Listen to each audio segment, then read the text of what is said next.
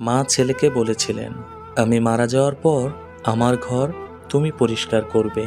মা মারা গেল। ছেলে ঘর পরিষ্কার করতে গিয়ে একটি কাগজ পায়। তাতে লেখা ছিল, আমার নাতিকে তুমি উচ্চশিক্ষায় শিক্ষিত করার পাশাপাশি বিবেকবান মানুষ হিসাবে তৈরি করবে। আর নাতিকে বলো যেন দিনে একবার হলেও মা বাবার খবর নেয়। বৃদ্ধ বাবা মা সন্তান ছাড়া দুনিয়াতে আর কিছু নেই।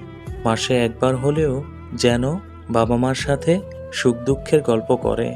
আর এই শিক্ষা দিতে পারলে আমার আত্মা শান্তি পাবে।